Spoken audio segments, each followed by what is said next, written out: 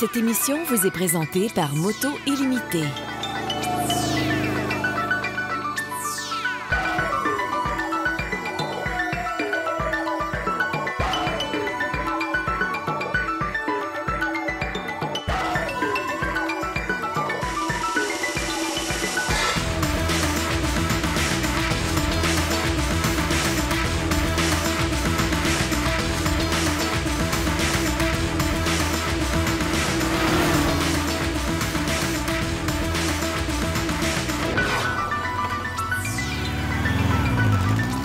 Moto Sensation.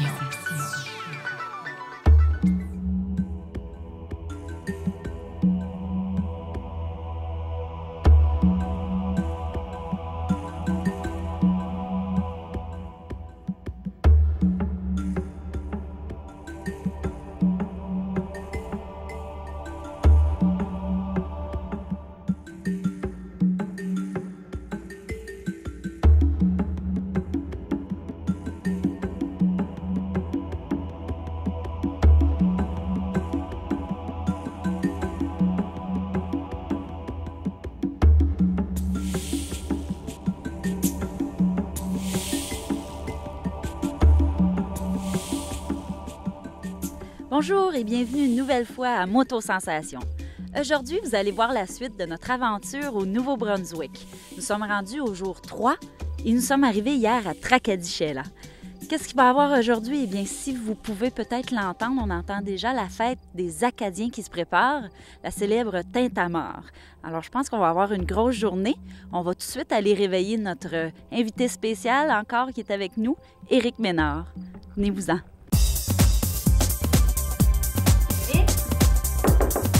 Éric, t'es-tu beau? Hey! C'est temps de se lever! On s'en va à la fête! Oh, Debout! Julie, qu'est-ce que tu fais?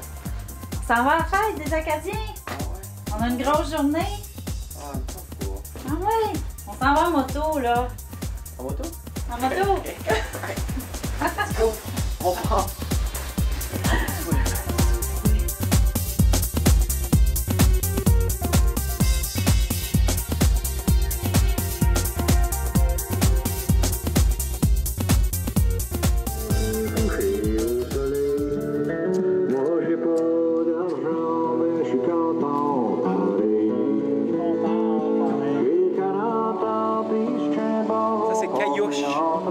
Vedette du Nouveau-Brunswick. Un spectacle au Québec en ce moment. Comment ça qu'on le connaît pas? On connaît Wilfred, mais on connaît pas Caillouche. J'aime bien mieux Caillouche, il a l'air d'avoir du vécu, lui.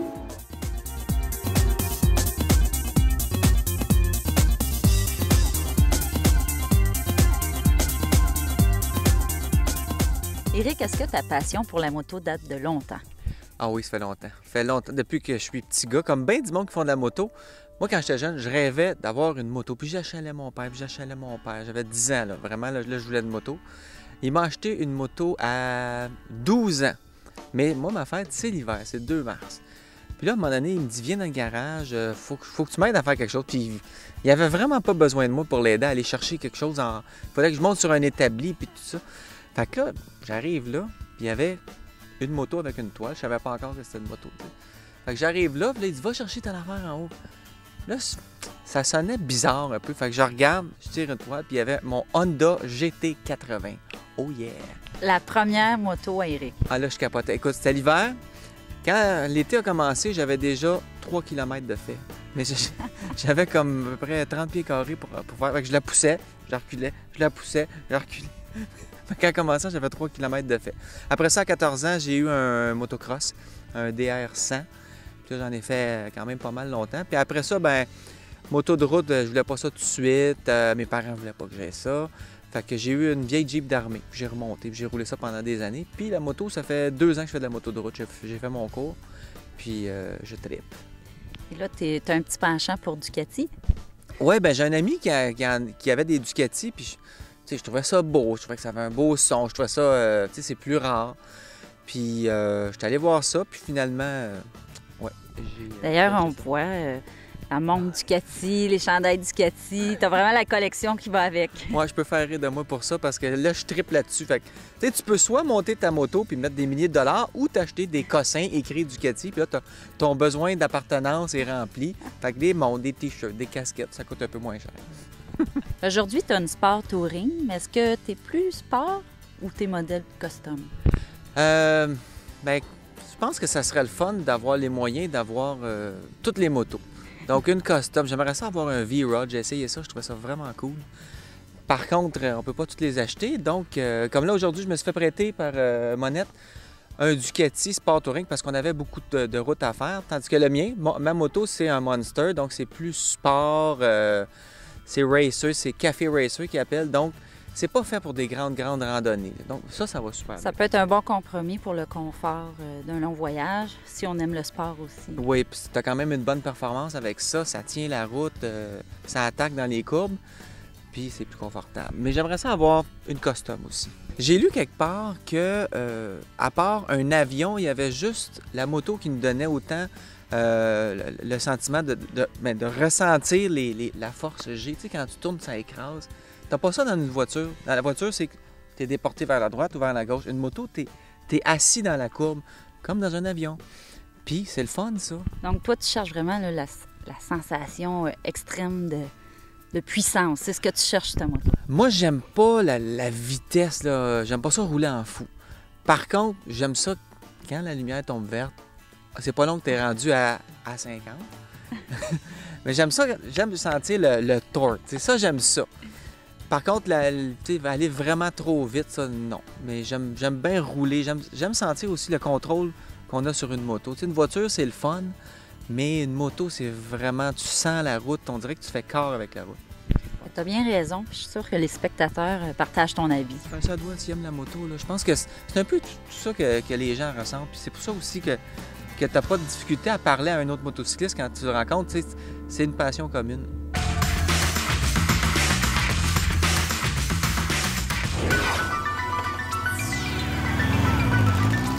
Moto Sensation.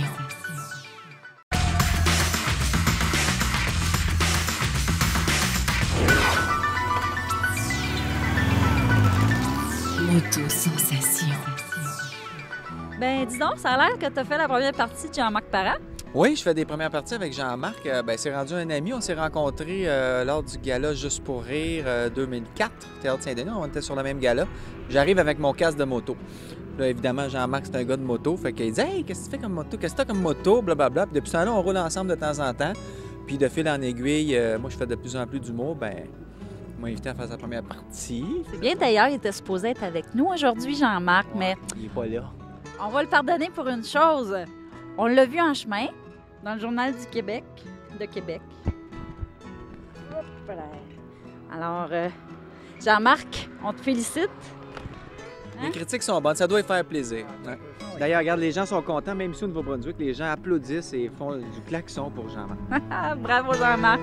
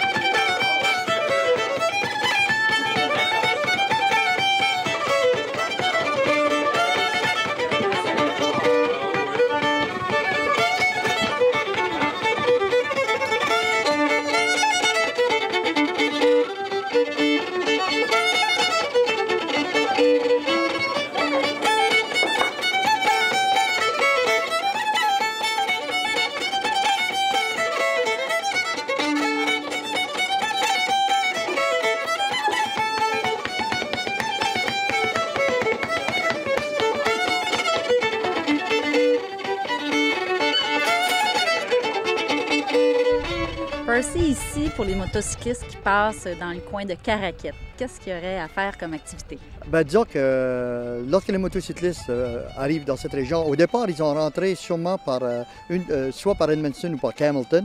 Et si vous passez par Campbellton, vous arrivez tout droit sur la baie des Chaleurs. Puis là, pour les motocyclistes, faire la route panoramique le long de la baie des Chaleurs, la route 11, ça vaut la peine parce que le circuit est très, très beau, très panoramique. Mais en plus que ça, les routes sont d'excellente qualité, ce qui plaît d'ailleurs à la plupart des motocyclistes. Disons on est un peu fiers de ça.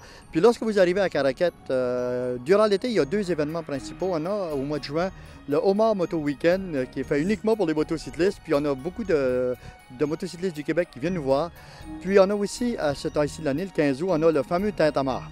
Le Homard Moto Weekend, c'est une fin de semaine de homard où les motocyclistes viennent puis peuvent goûter au homard de la région. Au lieu de se rendre, par exemple, un peu plus loin, on nommera pas l'endroit, mais au lieu de se rendre un peu plus loin, on peut avoir le même homard ici dans la baie des Chaleurs qui est réputé comme étant très, très bon.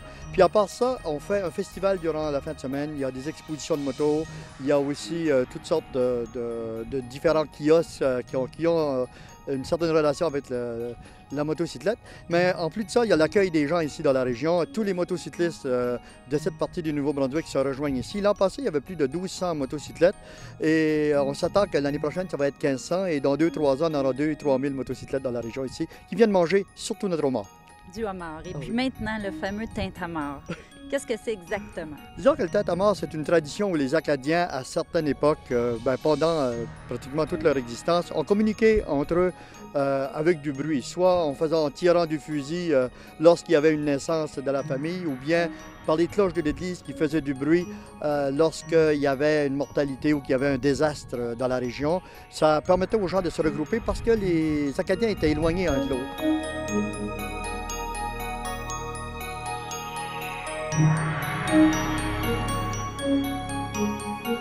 Le village historique acadien, ça démontre toute la vie des Acadiens, de la déportation et le début des Acadiens, donc la vie des Acadiens.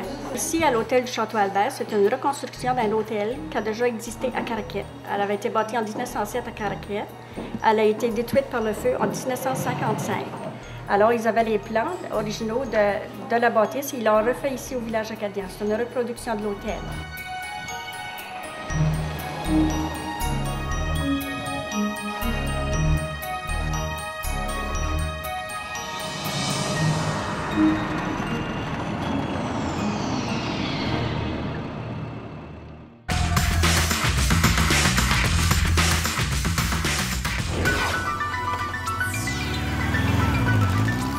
Moto-sensation.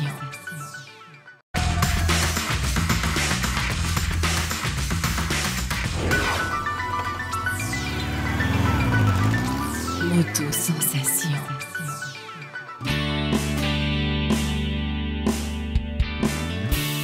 Éric, tu es animateur d'une émission qui s'appelle Technophonie. Donc, les gadgets, tu les connais. Oui, je peux dire que je connais ça maintenant, oui. J'ai fait ça quand même 5 ans, Technopholie, fait que j'ai vu ben des affaires.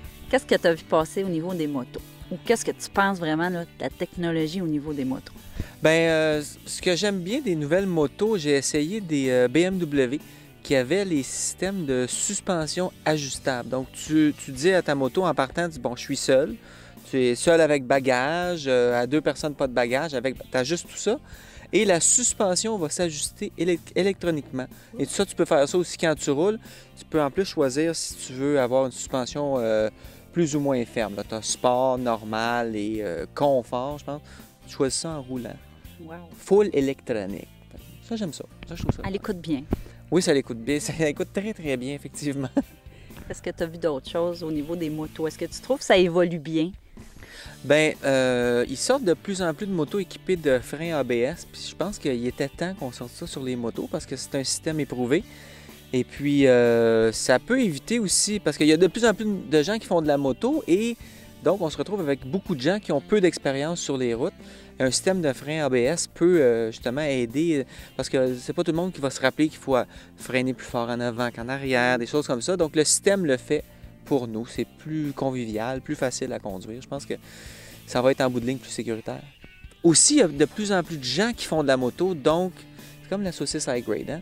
Je pense que plus il va y avoir de gens qui vont faire de la moto, plus il va y avoir de besoins, plus il va y avoir de marché pour écouler de nouveaux gadgets.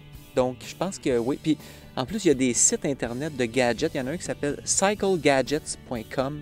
Tu vas là-dessus, là, c'est débile tout ce qu'on peut retrouver. Par exemple, moi, j'aimerais ça acheter ça. Tu mets ça après ta moto, tu as une espèce de boîtier électronique et tu vas coller une espèce de clignotant sur ton casque. Donc, quand tu freines, ton casque allume. C'est des gadgets, hein? Oui, moi, j'aime ça. Des affaires de gars.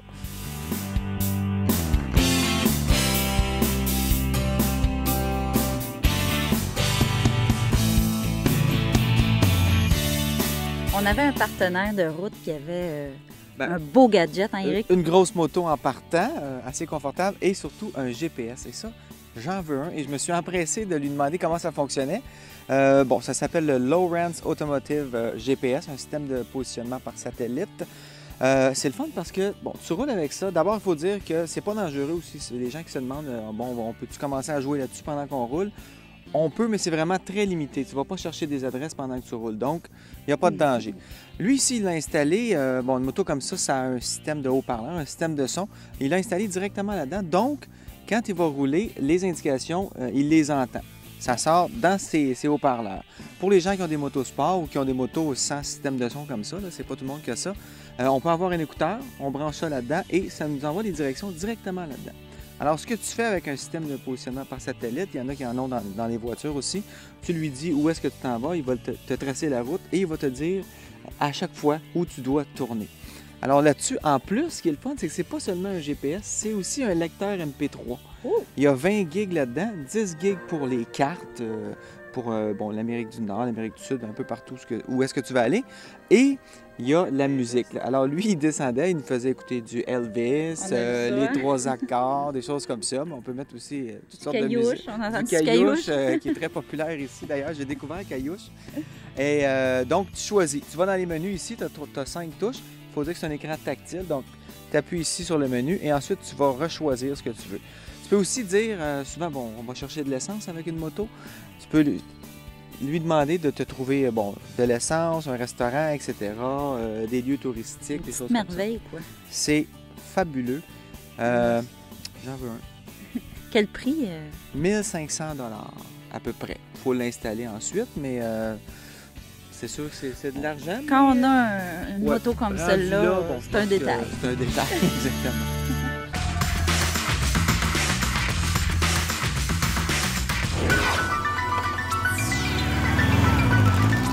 Moto Sensation.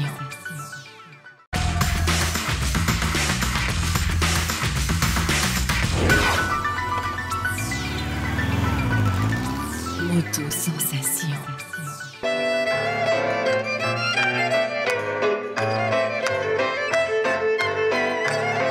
Ah, c'est ça, faut se réchauffer un petit peu là.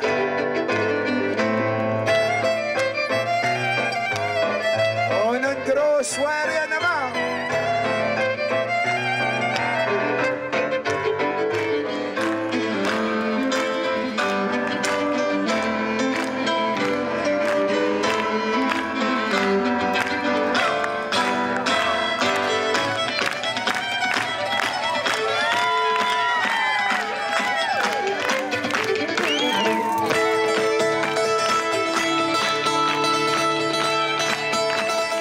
En 1955, pour le 200e de la dispersion des Acadiens, les curés et les patriotes avaient décidé que dans toutes les communautés, à 6 heures le soir, on sortirait pour dire aux gens qu'on existait encore parce que les Acadiens, malgré tout ce qu'ils avaient eu comme problème avec la dispersion, avec le fait qu'on était très, très pauvres et qu'on avait subsisté malgré que parfois la langue qu'on devait parler n'était pas nécessairement celle qu'on enseignait dans les écoles. Toutes ces choses-là, c'est qu'en 1955, ils ont dit à 6 heures le soir, dites au monde que les Acadiens sont encore vivants. À partir de ça, cette soirée-là, il y a eu beaucoup de gens qui ont sorti, qui ont frappé sur des chaudrons puis qui ont fait du bruit.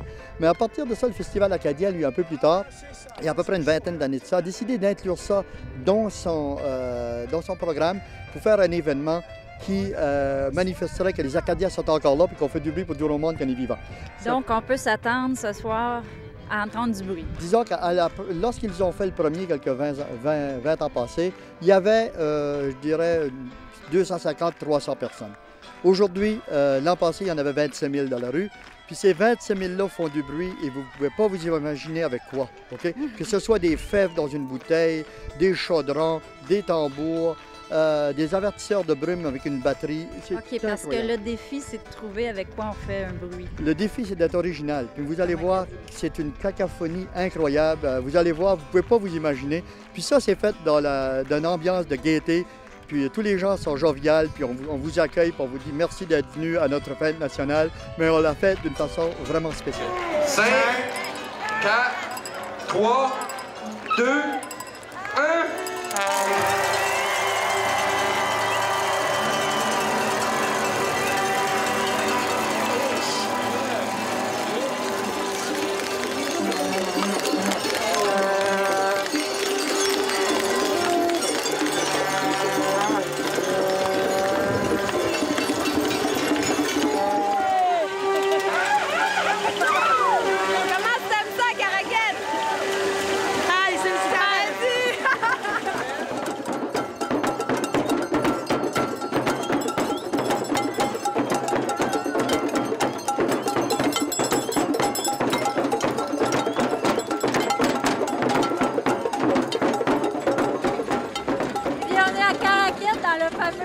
à mort, on l'entend.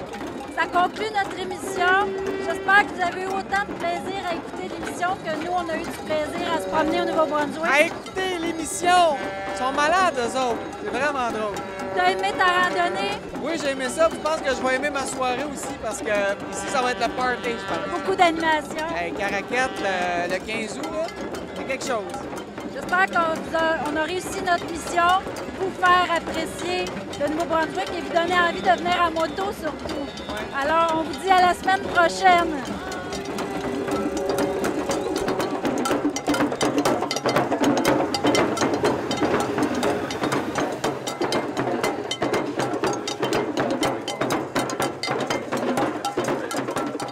Belle région au Québec, c'est vraiment plaisant de pouvoir prendre le temps de s'évader puis de faire un petit peu de moto et d'admirer la nature.